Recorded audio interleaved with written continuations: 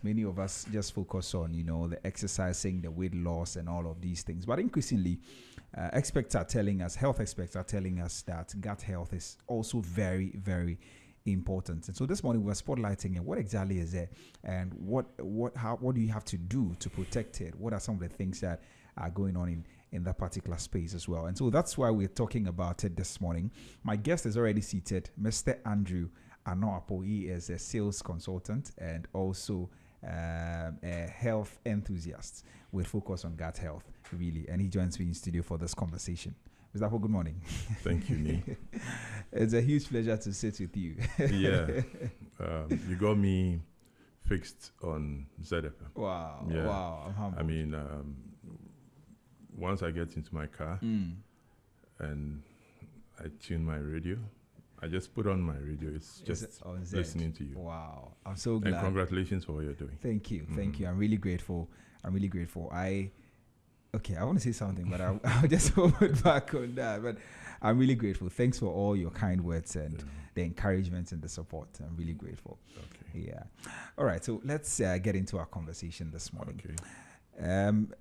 When people hear gut, they usually think something scientific, and all of that.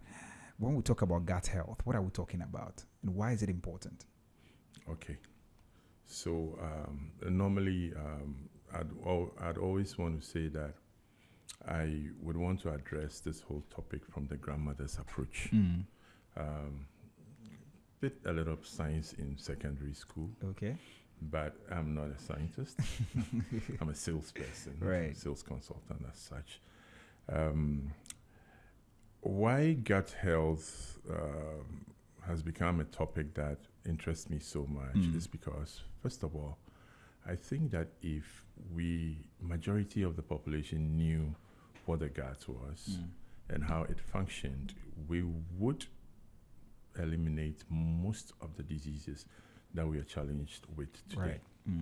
So the gut simply starts right from your mouth to your anus. That line, that whole passage that has to do with the mouth, the stomach, the small intestines, and the large intestines, the colon, and then the anus. Now, we don't really pay attention to that because I believe we've not been educated that much on that, okay? Okay, we've not been educated that much on the gut, so we just take it for granted. And if you would agree with me, why I say we take it for granted is because we just put anything into it. We don't know how it functions. Now, I would say, why do we eat? Why should we eat? That's the question maybe I might be asking. I want this to be very interactive. Right, okay. So if I was asking you, Nee, why do you wake up in the morning and why do you put food into your stomach? Well, first of all, to get energy, to be able to, I know food gives us energy. Okay. So to get energy, to be able to do the things that you have to do, because once you're not eating, you feel weak, and it affects how you do a lot of things, even the way you think, the way you talk, anything at all. So that is one of them. Also, to be able to keep your body healthy, because of course, if you are eating the greens, you are eating all the right nutrients, the body will be able to function properly. Yeah. Okay. So basically, yes. First of all, energy, and then to keep the body functioning as it should. Grow the body. Exactly. Now, looking at energy, let's say you're sitting in the studio. Can you compare the energy that you use on a daily basis as compared to somebody who is farming or somebody who is maybe a hard laboring job like a mason, somebody digging a pit, I mean, between the two, who expends more energy? The one on the field. field. The one on the field. Yeah. Okay, so if that is the case, then it means that your consumption of your energy-giving food should be different from his. That person. Right. But if you're eating like the person who is digging a pit and then sitting and in a comfortable place like this, and which most people in the corporate world are doing, and not using the energy, what happens? You put on a lot. That's true. It does not even help with your gut. So that is one way that should tell you that if you know how you expend your energy, then you should know the food you should be eating. Right. So if you are not expending a lot of energy. And the first, you're breaking your fast is a bowl of, you know, a bowl of fufu, bangkun, kinki, things that would the most common one is wachi. And the most common, it's carbohydrates, right? Yeah. And you realize that after eating those foods, you tend to feel very heavy. Okay. Yeah. And because you're not using it, but the person who is the mason or the farmer has eaten that same food and is using it. So the energy is going to work. Okay. Okay, let me put it this way.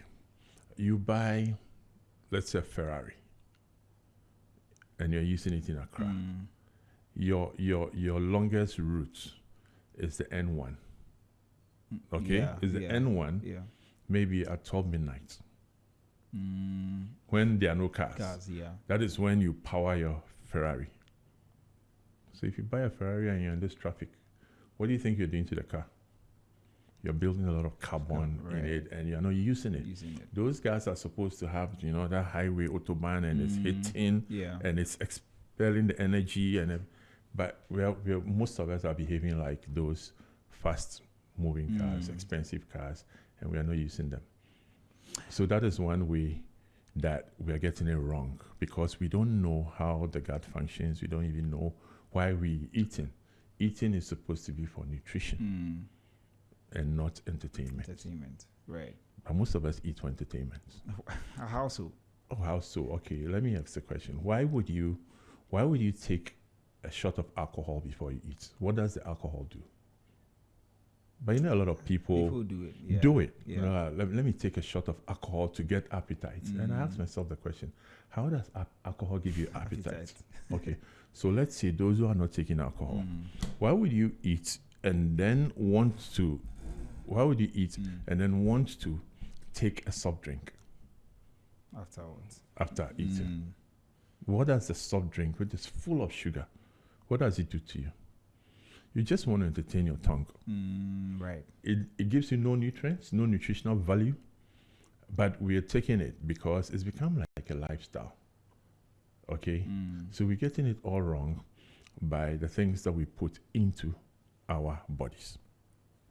And there are several things we put into our bodies, but here we're discussing the gut. So the things we put into our mouth, and then, like you said in the morning when I was listening to you, that the gut houses 70% of our immune cells. Yeah. That should tell you that the whole protective armor of the human being resides in the gut. The gut and the brain have a connection. The gut, in fact, is... Some people call it the second brain. The second brain. Right. But you can do your research on this.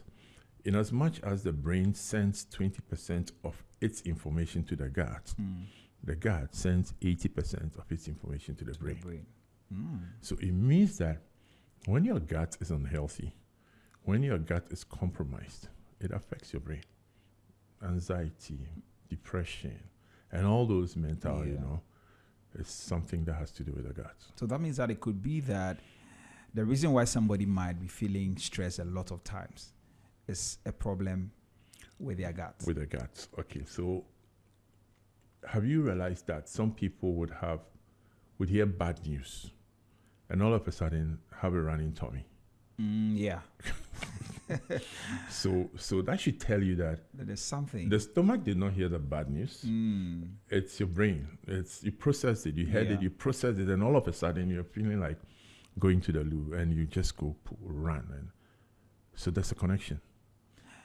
I see that connection. So when people say there's butterflies in your belly and all of that, that's just what it means. It means that the gut. And growing up, when there is, here again, bad news, you hear our mothers hold their belly. They will normally say in their Akan language, "Miyam shesheme." I feel highly anxiety, and they'll be holding their belly. The gut is the second brain. It's very important. I think it's the most important organ. But why haven't we paid attention to it that much? How many of our medics or how many of our students who go to medical school go into the field of gastroenterology, which is the specialty for gut. Right. It didn't used to be something science considered until recently, when a lot of scientists were like people with serious chronic diseases, and they would not find why these chronic diseases exist until they started digging in, going into the gut, and even studying the African nomads and the bushmen and their diet, and realize that we're missing it. Because there's a whole thing of our diets, our foods has been compromised. By the powers that be. It's a commercial venture. Food now is not for, like you're saying, growth and nutrition and stuff. Food is just for people making money, survival.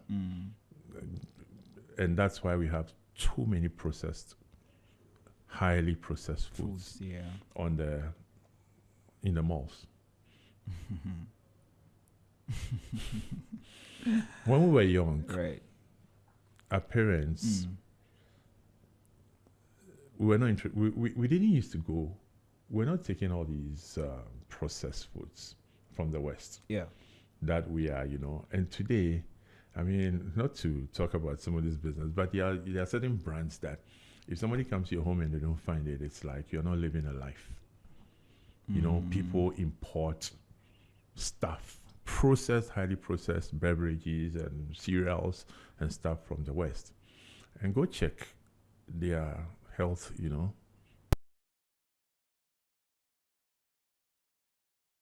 lifestyle. We think it's like you're successful in life when you take cornflakes in the morning. But what is in cornflakes? Nothing. Just go check it. And because when we are buying this stuff, we don't even read the nutritional value. Yeah. And we're just taking in sugars. And it's gone down to our kids. And we see it as a lifestyle. So we are actually destroying ourselves gradually by the things we take. And it is ignorance that is leading that. Yeah, it's ignorance, like the scripture says. For the lack of knowledge. People perish. I see. So how does that affect our gut? Okay, so taking all these within the gut, you have trillions of microorganisms, which in totality is called the gut microbiome, where you have the beneficial bacteria and then the harmful bacteria. You have parasites, you have viruses, whole, But the bacteria, we need to have a balance, within the gut. But if we're tilting a little bit more of beneficial bacteria. And what do they do? They are the ones that break down the foods that you eat.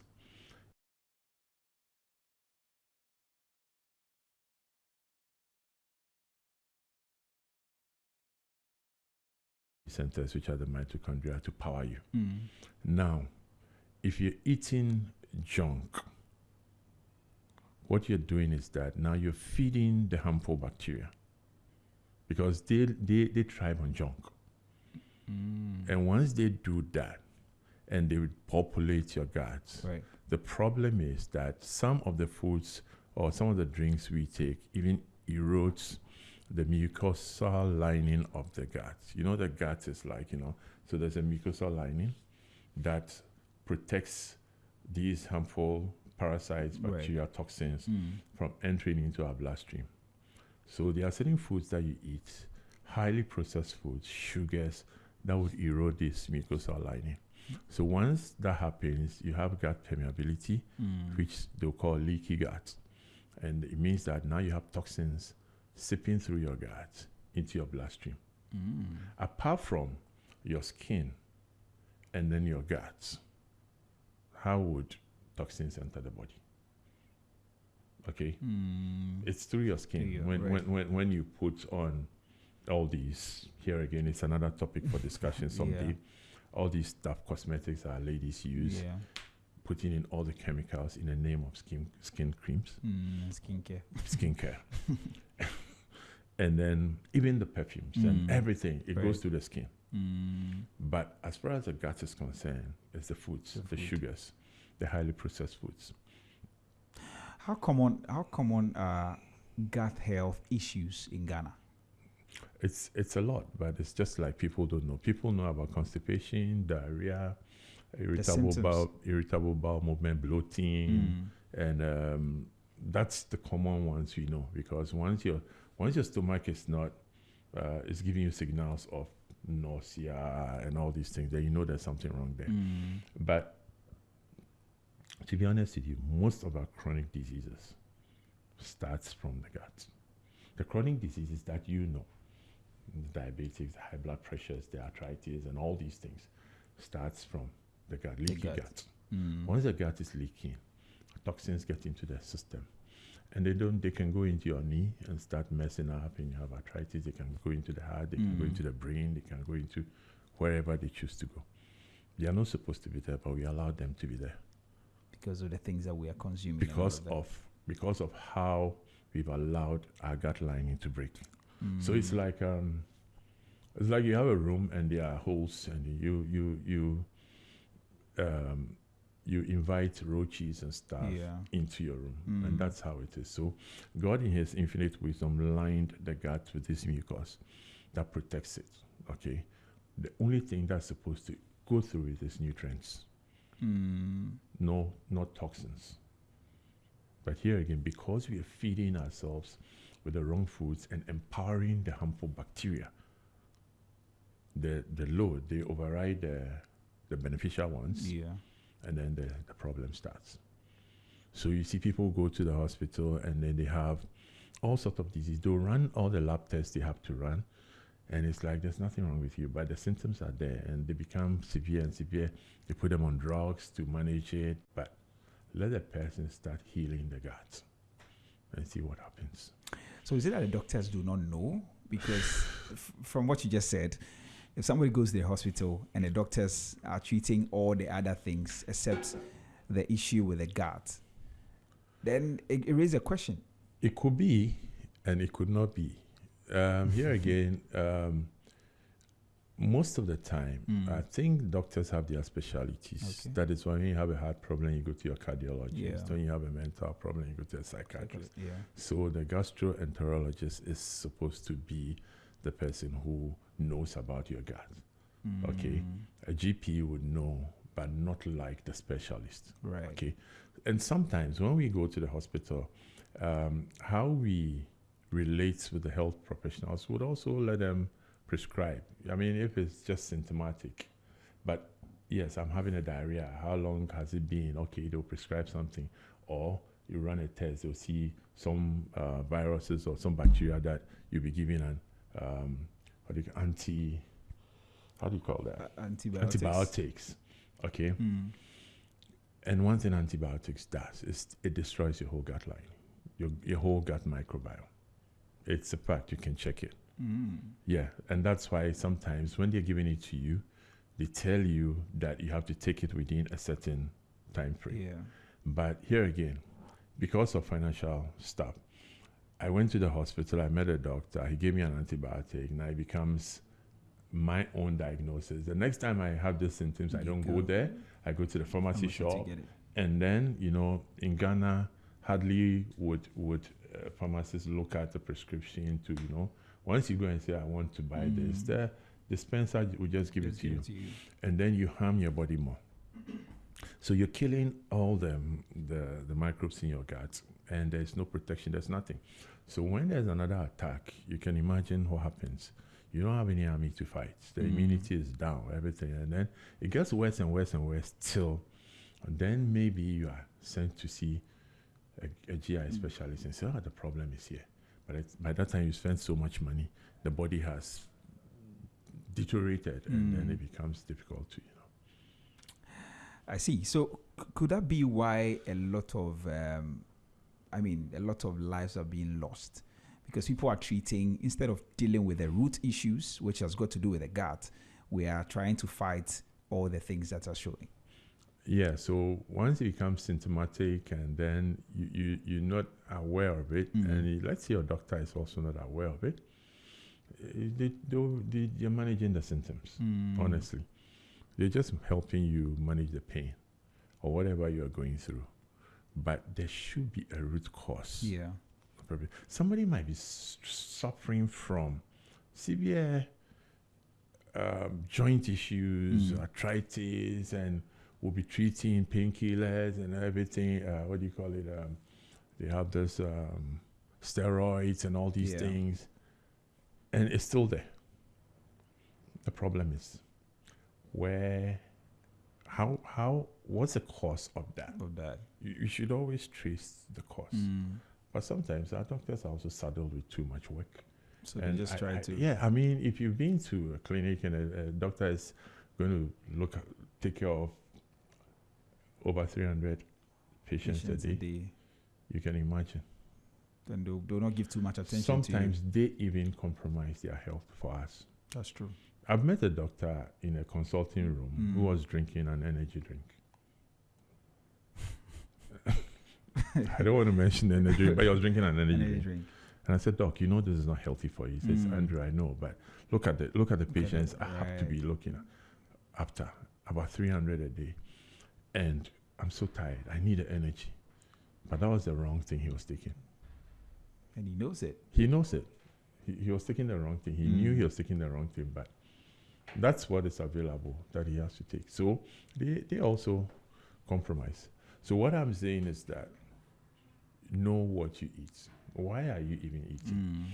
Our forefathers, who were the hunter-gatherers, they don't eat every day. They ate when they found food. That's true. They ate when they found food. Yeah. Sometimes they could go 4 days, 3 days, a week. When there was no food, you'll try and pluck some roots. Watch it and chew. You know, that's kind of, and that's how they lived. Okay. Now, we've evolved. And we've evolved with the space we find ourselves. The hygienic space. We are not into nature.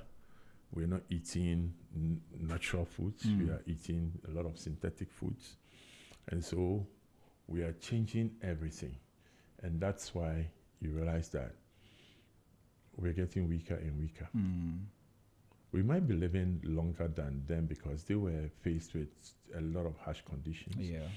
But we are getting weaker and weaker as we're growing. I think you should repeat that. Yeah. We are getting weaker and weaker as we're growing. The last time I went to the Cape Coast Castle, I asked myself this question. The slaves that were brought from Salaga, they traveled. They didn't put them in buses. They walked from Salaga to Asen Manso to have their last bath to go to Cape Coast. Hundreds of them, and hundreds survived. How did they survive? Walking with chains through these harsh conditions. They might have been very strong. I mean, today you ask somebody to walk from Medina to Circle and it's a problem. From even this office to Tetakwashi, it's a problem. You'll be panting like, it happens to us. It's just because we are not strong. Our organs are suffering. And why would the organs suffer if we were giving them the right nutrients? We are not giving them the best. What lifestyle conditions, apart from eating, for instance, the processed foods like you talked about, actually affect the guts a lot? Stress. And today everybody's stressed. Economic stress. I was saying that's like the most used word today. Economic stress is crazy. So you're stressed because you're not keeping up with the salary. Your salary is just not anything to write home about, but you need to survive. You need to come to work. You come to work and the job is so stressful, and it affects your gut. Stress, the stress hormones has an effect on our gut. Then you add bad food. So it's not just by accident that the youth today are battling all kinds of diseases that, we shouldn't have been. And you see a 35-year-old on diabetic and high blood pressure medication. 35-year-old is too young. Some are even 30s. And you'll be taking all these drugs till you're told till you pass on. Because you're told it's not going to treat or heal you. You're just managing the symptom. Yeah. But it shouldn't be so. So what we put, it's a garbage in, garbage out. Right? What we put into our body, the food, we need to communicate with the food. And now we are in the era of fast everything. So fast food. When did food become fast? Why should it be so? I realized that we can't afford to lose certain things in our life. We can't afford to lose money. We cannot afford to lose our jobs. We cannot afford to lose our career. We cannot afford to lose certain acquired property. But we can afford to lose our bodies. Why is it so? The most important thing we have is this thing. Without this, all that we are fighting for is meaningless. We don't have health to come to work. You're not going to get the money you are chasing anyway. Exactly. And this is what we have grown. Some would say God gave it to us. Fine. But our souls grew this body right from our mother's womb. What we've eaten, the foods we've been fed with, and we're growing the body. At the point it stops because of genetic stuff. Okay. But how do we take care of this body so that the soul can live in the body and accomplish whatever purposes it has to accomplish before it decides to leave the body? What are some gut-friendly foods, Ghanaian foods, that we should be paying attention to or we should be eating? Fibrous foods that has very good fiber content. Okay. Give examples so that anybody listening to us will be able to relate. Well, fibrous foods, I like to take my cocoyam and my garden next to kontomire, all this kind of stuff. Okay.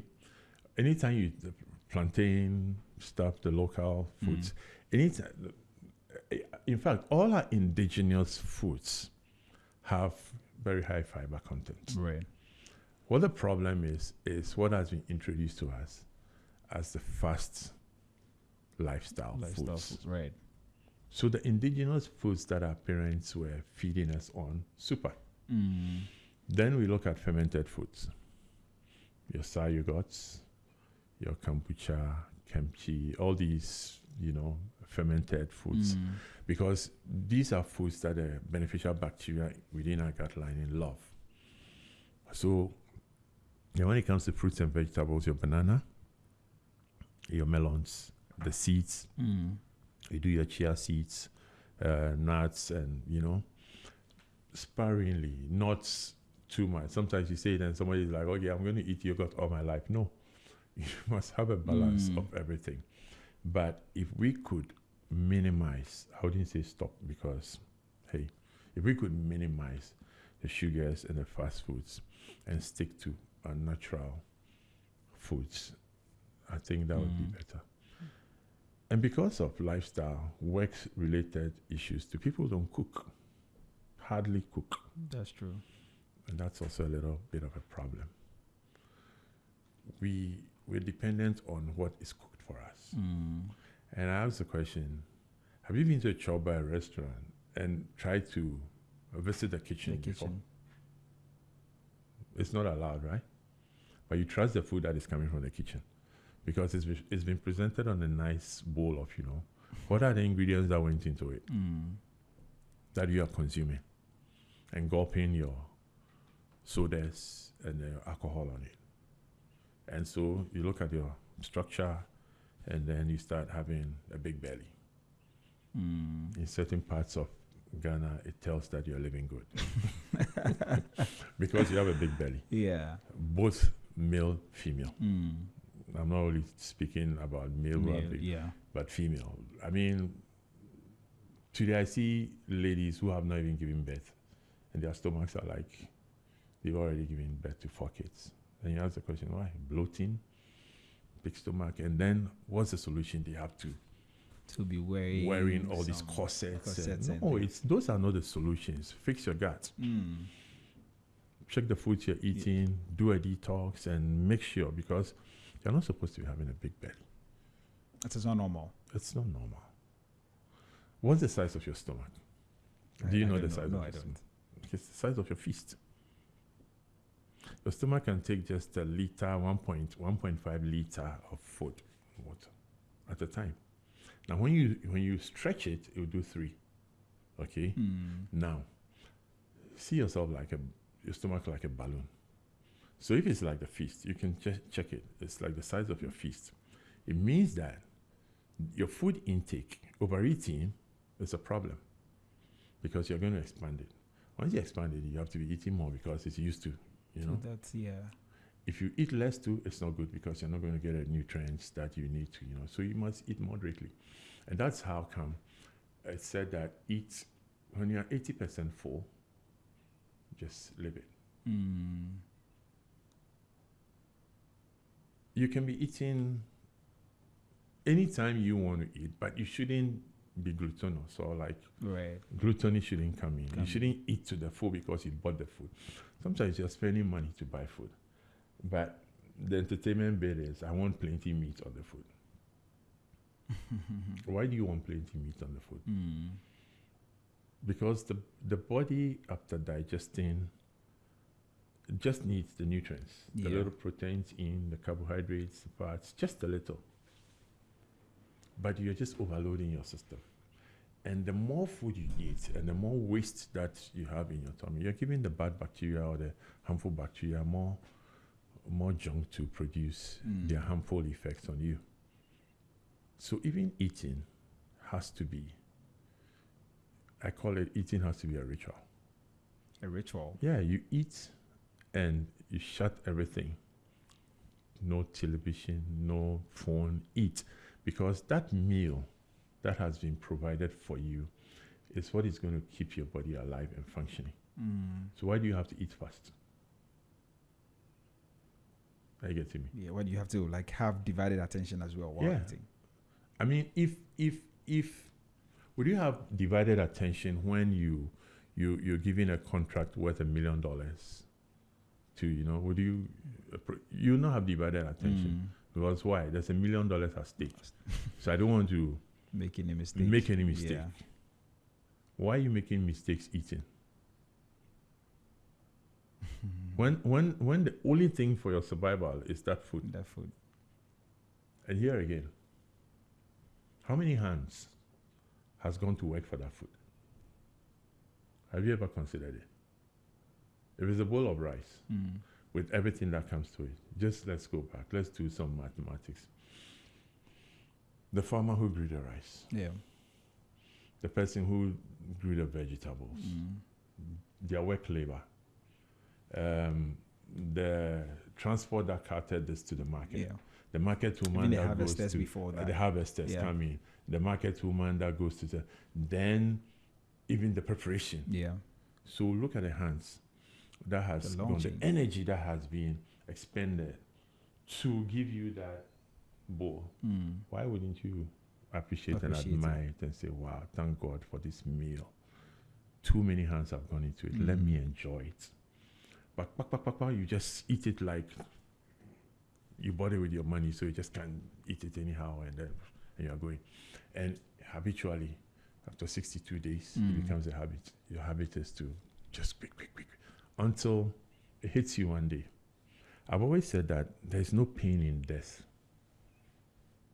There's no pain in death. There's no pain in death. A dead man knows no pain. Yeah. A dead body knows no pain. It's only we who are around relatives that feel the pain of loss. But it's gone. So yes, everybody's going to die. But there's a lot of pain in sickness. When you are not dead, but you cannot move, you lose your job, you lose your business, your relatives, your friends in the beginning will come visiting you. At the point they'll be tired because life must go on. Yeah. And you'll be left with your family core. At a point when you are becoming too much of a nuisance, I'm telling you, you have family members praying that you die. Yeah. Yeah, it happens. People even pay for euthanasia and all of that, just so that we can So take you just off. so that we can take you off. You're becoming, I cannot go to work because of my sick husband or my sick wife or why do you want to get to that stage? I believe that the death process would happen to everybody, but it shouldn't go through such a painful process. And you give doctors too much work to help you live, knowing that you're going to die. You spend all your money, everything that you've worked for would go to, So health is very key. And one aspect, the gut is so important. That's like the central processing unit. That's the central processing unit. It controls the brain, everything. It controls the heart, it controls everything. So we must treat it very, very well. But I know it's beyond just food. I know there's water as well. What role does hydration play in all of this? It's very important. But here again, what kind of waters are we drinking? Okay, so they say bottled water or sachet water. That's what every Ghanaian drinks now, right? Yeah. What's in it? Our water should be mineralized, not just filtered. Most of the waters you are drinking is filtered. So when our forefathers used to drink from the springs, water has memory. You know about that? No. Okay. Water is one form of life that has memory.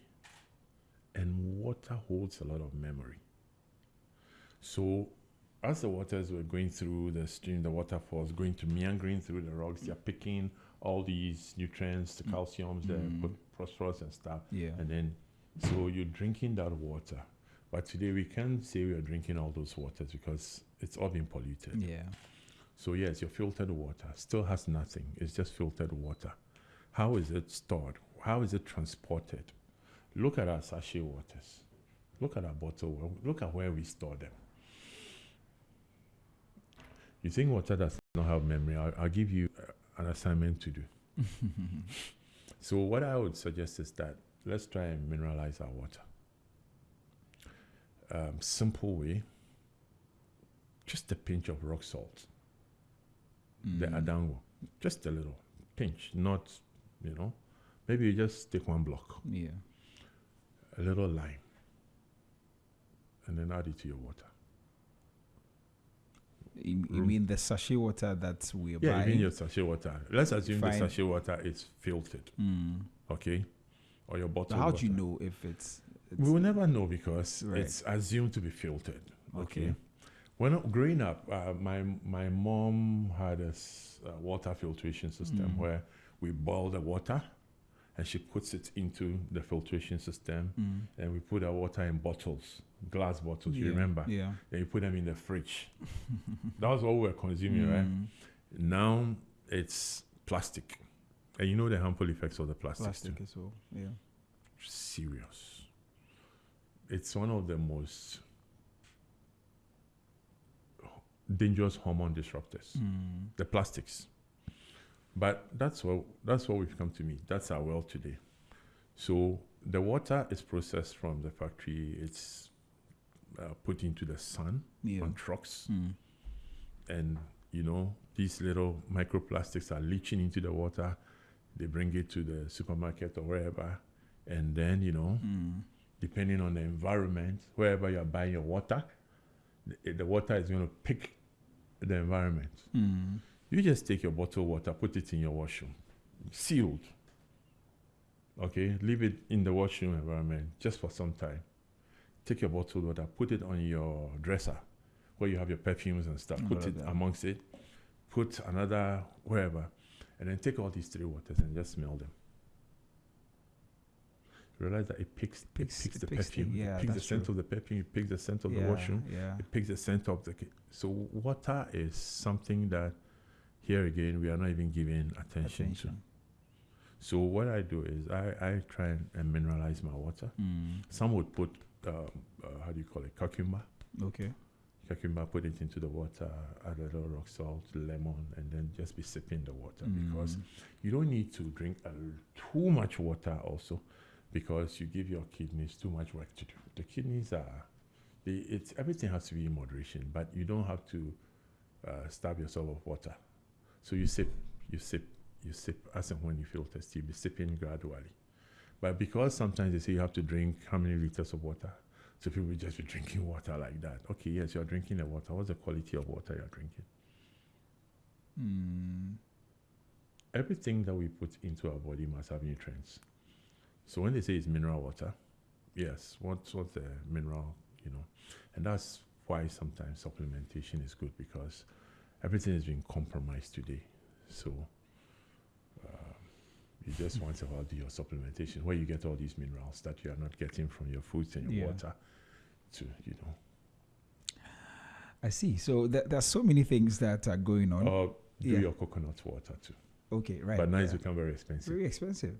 If you don't have very expensive these days. In East Legon, it's 8 cedis. Yeah. So you can imagine. The last time I bought some was 7 cedis. Oh, 7 cedis. Okay. So at least if you're drinking 2 a day, which is very good mineralized water, that's 14 cedis. Your food, your transport. Let's check your salary. So I try to keep it simple. Yeah. Just have lemon. Just squeeze it. Adango is rock salt. Drop it in warm water, and I'll be sipping it. Right. And that's it. Even energizes you. It gives you all the nutrients you need. We're going to talk about the community. Yes, okay. Very soon. But just before that, I'm going to take you back to food. Okay. What does skipping meals do to our guts? Skipping meals. It helps to reset the gut sometimes. Okay. So fasting is very good also. If you could do intermittent fasting, it helps. Okay, so let me put it this way. You're a good body. How does it feel when everybody knowing that you're good is coming to you with stuff? Everybody, I know you can do this, and everybody in this office you can do this for me, you can do this for me. You'll be overwhelmed, right? That's true. Yeah. So no matter how, good the gut is to help us, it needs to rest. And in its resting, it means don't put too much food into it. So that's why they say intermittent fasting is even a healing mechanism. Yeah.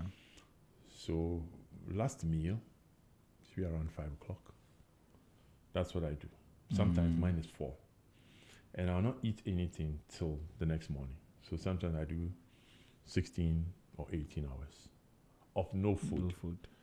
But at least your water, your mineralized water, just to keep, It allows the stomach, the whole gut to rest. And then fix itself. And then good sleep also. Good sleep is something that it's also being taken away from us. That's true. It's a whole lot. The future is I mean, we say it's exciting, but the future is exciting and scary. Scary, yeah. It's exciting and scary because we're living in some will call it a matrix. We're living in a program where we're actually not living the life we want to live, but we're living the life that we are being programmed to live by the powers that be. The invisible powers that be. So right from everything, you ask yourself the question that everything is a program. Right from birth, you are being programmed to death. When do you live your own life? All right, anyway. 60 minutes to the top of the hour. This is Business Breakfast on Z101.9 FM. with me, Trevi Hammond. This morning, I'm sitting with Mr. Andrew Ano Apo. He is a sales consultant and also a health enthusiast. His interest is more into gut health, which is something very important. We've been talking about that for the past few minutes. If you are free to join the conversation, if you want to ask any question, feel free to send them to me now. 0544-321019, 0544-321019, and I'll read your messages for you. You can also engage us on our social media platforms. We're streaming live on Facebook at ZFMGH and on YouTube at Z Multimedia. Please drop a comment and we'll read them for you and address them as we go on. Mr. Apo, when you're talking about fasting, sometimes I think that the things that the Bible talks about, and I'm just chipping in this, it's not only spiritual. I think that some of the things are for our physical benefit. You talk about gluttony. The Bible talks about it as sin. Yeah. And fasting, sometimes you think that is spiritual. You're doing it so that you don't affect the unseen, or you don't. But I see that these are things that benefit us on the regular. What do you have to say? Yeah, the Bible is a complete book for mankind. There are a lot of things that we readers of the Bible are not even practicing. Because if the Bible talks about gluttony, have you asked yourself, what is gluttony? It might not be like you just want to eat everything at the same time, but eating past a certain limit is not healthy for you, because when you belch, when you're eating and that thing comes, the body is signaling you that, hey, I'm okay, don't put in more. It's like you're filling your fuel tank and then it shoots. Yeah. But somebody say, let me fill it, let me see the fuel come out. Me top it or not. Okay, what happens to your fuel pump over time? It will give so everything is being measured. Right. It's moderate. So when you're eating and you feel full, your body signals you, and you should stop. You go over, you start feeling uncomfortable, right? Yeah. Charlie, I feel uncomfortable. Sometimes you even want to throw up. You want to, it feels so uncomfortable. Who did it? You. Yeah. So, yes, the Bible is a perfect, and it talks about everything. Yeah, that's true. But sometimes we just only take a bit of it. I think most of us read even the Bible out of fear. Yeah, There is, because in Genesis, Adam's first excuse or whatever, when God asks, where are you? We are hiding, we're running away or whatever, because we are afraid. Yeah. So fear was one of the first things that said, and we are all living in fear. So we are reading even the Bible out of fear. We are scared of the devil more than God. So we are reading the Bible and we are looking at pointers that so that I don't do anything. We don't do anything that the devil is going to get to me or God is going to be annoyed. And we just no. The Bible talks about our spiritual health and our physical health as well. In fact, because without the physical, the soul has no place to live. Yeah. And that's why when the physical is breaking apart, is getting deteriorated, the soul says, "Okay, bye bye." I'm leaving. In fact, our body is a temple of the Holy Spirit. And so if we don't take care of the body well, I mean, by extension, if we don't take care of our guts, the body will be affected. It will be affected. And will displace the Holy Spirit. Definitely. So it's very interesting. It's a whole package, It's a whole package. Yeah. So this body, oh my God, it's like, as much as it's the only thing that when you lose, you're finished. Yeah. You can lose your house. You can get somewhere to patch. That's true. But when you lose your body, when I lose my body, I can't patch in your body. If you lose money, chances are another opportunity will come for you to make money. Yeah. But when you start losing this body, then there's a problem. Yeah. Then it starts stressing you. Then you start regretting. And it's a whole, then the thing about death coming is also stressful. Yeah. But like I said, a dead man has no pain. A dead man is, but it's so let's keep our bodies. we need to keep our bodies. And one way we want to do that is by creating a community so that we can be able to, protect our gut health, very well. Because we've been talking about it and we have seen that it is actually very central to our lives. So maybe first of all, what inspired the creation of the idea health? Of the creation of the community? Yes, of the community. Okay, so like we were, myself and then some friends of mine who have been dealing with solving people's gut problems.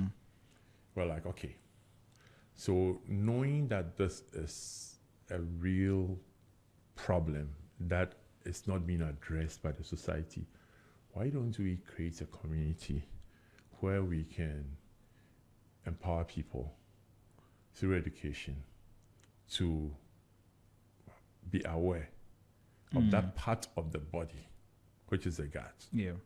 Okay.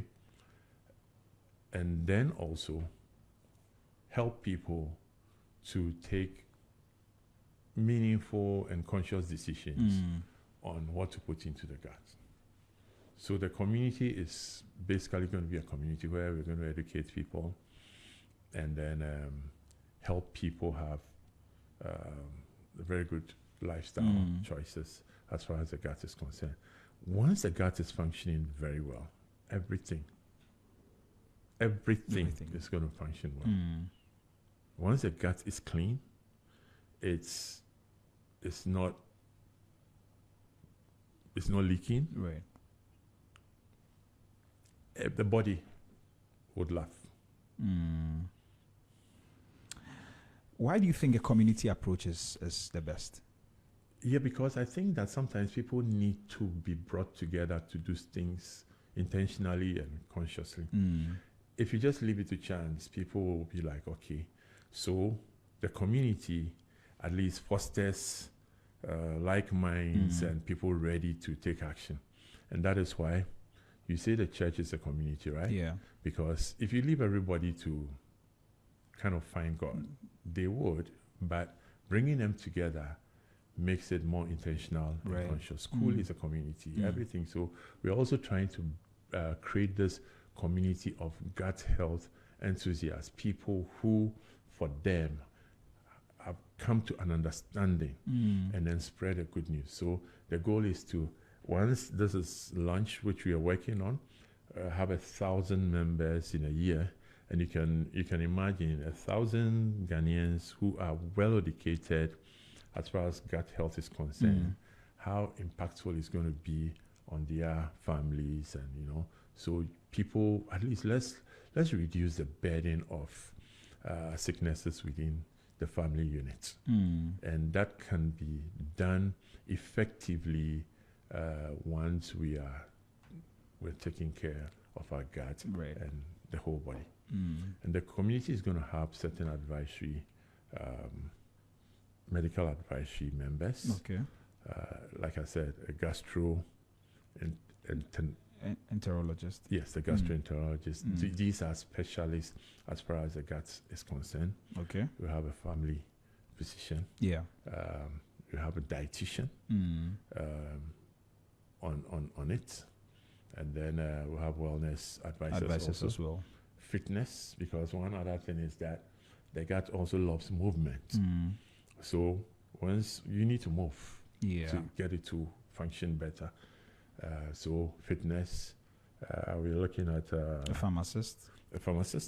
Because you see, the pharmacists, they know the drugs that and they can advise on why people should not just self-prescribe. But a lot of Ghanaians do self-prescription, especially antibiotics. It's crazy, and it's harming us, but we're not aware. We're not aware. So, that's true. And then a media person to help us push this agenda.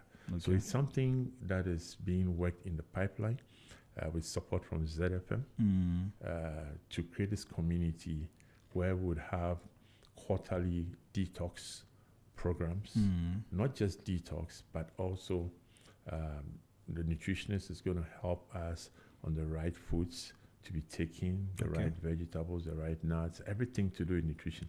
I say that if you have a nutritionist and you're paying a nutritionist, you might never have to see a doctor. Chances are, unless there's an accident. Accident, yeah. But as far as certain diseases are concerned, you might never have to see a doctor. Because food, when your food is your medicine, that's it. In fact, food is supposed to be our medicine. Food is supposed to be our medicine. But is food our medicine today? No. Food is our entertaining companion. Yeah. And so, when I see somebody who says, I don't drink, I'm so proud of the person. And you're proud of me. Yeah, I'm proud of the person. I'm like, wow, okay. Sometimes it's a little or bit, yes, but there's some people whose food is alcohol. That's true. And I'm not talking about those guys in the blue kiosks. I'm talking about rich guys who take in this expensive hard liquor. Yeah, there's some expensive hard liquor. You know what I'm talking about? Yeah. And it's a lifestyle.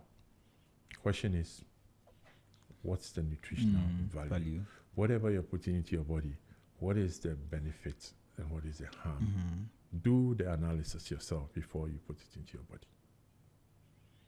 But we don't do it because our friends are eating. Even the foods you're eating, Charlie, some food, and then everybody's jumping on it and like, okay. But you see, when we all leave and go home and it gets to you, everybody's different. Some people have the strength and the way their bodies are made up to be eating everything. They'll never suffer for it. Yeah. But some people are also very fragile. So you must know your body. You must know what to put into your body. But what we are saying is that what we want to, the community is going to be educated, and we are going to send a message out there is that it's not everything that is good for consumption. Just as it's not everything that the ear must hear and the eye must see, so is it, it's not everything that has to go into your mouth.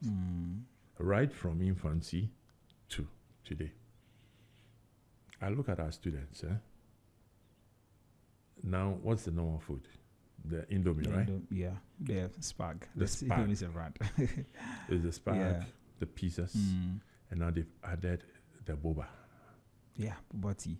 The boba cream, the boba matcha something. Okay, have you taken that boba stuff before? Okay, it's all sugar. Somebody actually came to say it, I think just last week. It is all sugar. You're just drinking sugar. So, are you surprised kids are having diabetes all over? It's become a lifestyle. Obesity and all of that. Obesity. You look at, and we look at our kids and, but that is it.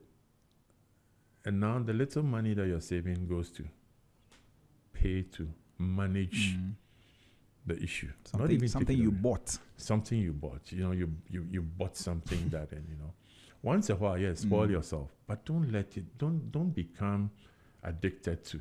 And sugars are addictive. So once you start taking those stuff, it becomes a part of you. They say life is short, but let's make it meaningful. I like that. I like that. So what are some of the things that, apart from education, what are some of the things that members of the community will be getting from joining? Okay, so we'll be having education, we'll have a community, we'll have events, walks, lectures, and it's basically going to be more education, even the foods that we have to be eating, changing the foods we're eating. It's not too late, because let's go back to grandma's foods. It's for nothing that they lived longer. Yeah. But today it's like, if somebody comes to your home and sees you eating cocoyam with some dried herrings and some red oil, is everything going on well? Because we've all bought into the idea of rice is the best or the most, and there's all these things around it and blah, blah, blah. No. When you eat, and you see everything is going against us. Look at our elimination chambers today. Yeah. How are they designed? Have you seen a dog pooing while standing before or sitting? It's squatting, right? Yeah. Do you squat on your WC? Oh. No, you're not supposed. It's been designed not to squat. It's been designed to sit. To sit. And you think that's the right elimination? No. So our people used to do the atonko, right? Yeah. Because there has to be a 45 degree. So that you can push the pieces out from the colon, push it by the posture. But they said, oh, no, it's outmoded. So now it was designed for us to sit comfortably and read your newspaper. Yeah. So you cannot eliminate well. Okay? So you're leaving some stuff in there. So eventually you're storing in toxin. Why do you need to store toxins in your gut? Some women were like, me, I cannot, I don't want to poo anywhere, I don't want to even pee anywhere. So they hoard. And now when it becomes a habit, you get to that point where you cannot, you get to that point that elimination becomes like, so people tend to keep it. So the community is going to teach people how to reset all these stuff and then spread the news across. And it's going to be an interesting community. It's going to be a very big family where we want to eliminate diseases from our lifestyle, from our lives, basically. Yeah. Okay, so how can somebody join the community? Okay, so it's going to be a free membership. It's going to be a free membership. Once we are ready to launch it, I know ZFM is going to help us do that. We'll have a desk here, and then an online portal where people will register. Eventually, would have events, meetings, and all these things that I mentioned. Quarterly detox and replenishing of the gut through foods and supplements and everything that is actually going to make our gut healthy, and therefore our getting our lives back, our health back. Right. That's the key. Okay. Do you have any contact you want to put across in case just anybody wants to contact you? Contact me. Okay. And all right. So my WhatsApp, it's 050378 1150. 050378 the name is Andrew. I'm popularly called Godfather, so for a reason. So you can to make it simple, Godfather, gut health. Gut health. Yeah. Right. Mustafa, thank you very much. I think it's been a good conversation. Is there anything we haven't spoken about that you want to put across? You're doing a good job. Thank you so much. Thank you. And I hope you're going to be part of this community so that we share let's save our kids from adults. Yes, we're going, but the kids come in. Yeah, they've been met with all the junk. That's true. All the garbage, and it's not going to help the working. Well, yeah. In fact, I have a background in health communication, so once I saw health communication there, good. We are good to go. So we welcome you to the family. Thank you so much. And thank you so much for our listeners also and everybody who's been part of this production. Yeah. God bless you all. God bless you too, Mr. Apo. So Mr. Andrew Apo is a sales consultant and also a health enthusiast. He's focused on gut health. And he joined us this morning. We're speaking extensively about gut health, and you know that now it's very important. It's something that we have to pay attention to. And that's why the community has been set up, and this is supposed to help you be accountable, to somebody so that you can be able to improve your health by taking care of your gut health, really. And so please do well to get in touch with him. The number, again, maybe you didn't get it the first time, 050-378-1150, 050-378-1150. you can call him or you can send him a WhatsApp and then get in touch with him and know how you can join the community. Please make sure that you're part of it. We're looking forward to building 1,000 active members. And so please make sure you join so that we can take care of our health and be able to live long. So that's how we wrap up today on the Business Breakfast on Z101.9 FM with me, Nitra B. Hammond. We are back again on Monday for some